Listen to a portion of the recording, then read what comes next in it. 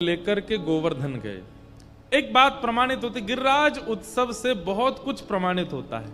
सबसे पहली बात, वैष्णव का धन का दुरुपयोग ठाकुर जी को अच्छा नहीं लगता। जब हम लोग बहुत ज्यादा धन व्यय करते हैं गलत स्थान पर, तो ठाकुर जी को लगता है इतना धन का व्यय क्यों कर रहे हो। ब्रजवासी सारा धन इकट्ठा करके, अन्न इकट्ठा करके 56 भोग बना करके इंद्र को लगा रहे थे भोग। ठाकुर जी के मन में आया कि इतना धन का खर्चा कर रहे हैं और वो भी उस देवता के लिए कर रहे हैं जो भाग्य बदलने की सामर्थ्य नहीं रखता। इंद्र भाग्य नहीं बदल सकता। 33 कोटि देवताओं में भाग्य बदलने की क्षमता नहीं है बंधुओं। भाग्य बदलने की क्षमता तो केवल उन देवों में जिनके नाम में प्रभाव है। इंद्र इंद्र इंद्र इंद्र इंद्र इंद्र इंद्र ये माला में नहीं जपा जाता।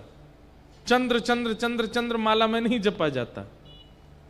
वायु वायु वायु ये माला, इनके नाम वायु नाम जपे नहीं, इनके नाम में सामर्थ्य, ये योग्य हैं, ये देव हैं, इनको वंदन करना चाहिए। पर इनके लिए संपूर्ण अपना व्यय खर्च करके उत्सव करना, ठाकुर जी कहते हैं ये अनौपचारिकता है,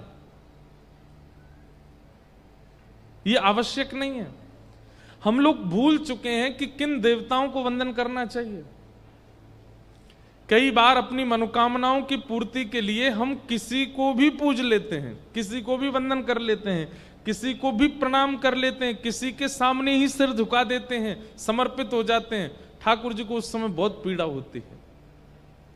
अरे नेक भरोसा रख भैया, नेक डट जा, नेक नेक। अब जैसे बालक रोता है, क्यों? भूख लगी है, तो मां थोड़ी देर उसको रोने देती है। ठीक है, अब मैं जाऊंगी, जाकर के दूध गर्म करूंगी, गिलास में भरूंगी, तभी तो पिलाऊंगी। अब बालक को यह नहीं पता होता कि इतनी देर लगती, उसको लगता है मुझे दे क्यों नहीं रही है। मां कहती भाई थोड़ी देर तो रुक, दूध गर्म करूं, थोड़ा फिर ठंडा करूं, उसमें चीनी मिलाऊं, फिर तो पिलाऊंगी। लेकिन बालक अबोध होता है, वो रोता है, कई बार चीजें फेंकता है, मुझे दूध चाहिए, अभी लाके दो। तो मां क्या कहती, रोता रहे थोड़ी देर, अब ये तो पागल है, इसको क्या समझाऊं मैं, छोटा बालक है। मां गई तो उसके लिए सामग्री लेने ही है, लेकिन वो बालक इतनी देर में विचलित हो जाता है। ठीक वैसे ही हम लोग हैं। हम लोग ठाकुर जी के सन्मुख जीवन जी रहे हैं। जब कोई कामना करते हैं जीवन में या किसी वस्तु की आवश्यकता होती है, ठाकुर जी कहते हैं नेक डट जा, नेक धैर्य रख, आ रही है, सही समय आएगा, वो वस्तु आएगी। पर हम लोग इतने विचलित हो जाते हैं, अरे भैया ये यहाँ इन देवता से काम ही नहीं चल रहा हमारा, कोई और बताओ।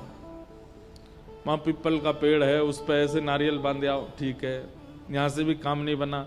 हरियाणा में एक पीर बाबा है, उन पर ऐसे करे आओ, यहाँ पे भी काम नहीं बना। वहां जाओ, वहां मदिरा पिलाया देवता को उससे काम बन जाएगा, वहां पे भी काम नहीं बनना। वहां तेल चढ़ाया हो। अब होता क्या है, इतने सारे देवताओं को आपने बोल दिया कि हमारा काम बनवाओ, एंड में जाकर के खिचड़ी बन जाती है, कोई काम नहीं होता।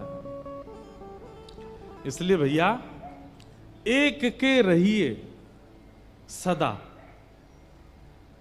फिर चाहे जीवन में कैसी भी स्थिति आ जाए, त्याग मत कीजिए उनका, उन पर विश्वास कीजिए, वो सब मंगल करेंगे।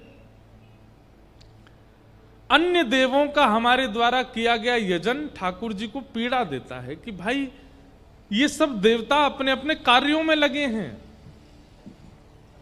जैसे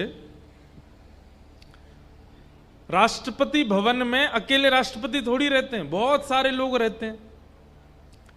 किसी को काम दिया गया, तुमको ये संभालना है, किसी को मौसम विभाग की जानकारी के लिए रखा गया, किसी को पर्यटन विभाग की जानकारी के लिए रखा गया, किसी को अन्य अन्य कार्यों के लिए, कोई प्रोटोकॉल के लिए है, कोई सिक्योरिटी के लिए, कोई, इतने सारे लोग रहते हैं राष्ट्रपति भवन में। अब हमें एंट्री तो मिल गई राष्ट्रपति भवन में, अब हम क्या कर रहे हैं, राष्ट्रपति को छोड़ बाकी सबको, भैया ये लो तुम्हारे लिए चॉकलेट लेके आए हैं, ले तुम्हारे लिए 10,000 रुपए की ये घड़ी लेके आए हैं, तुम्हारे लिए। मतलब जब राष्ट्रपति से सीधा तुम्हारा संपर्क हो सकता है तो तुम बाकियों को क्यों मनाने में लगे हो। ये हमारी अबोध बुद्धि है।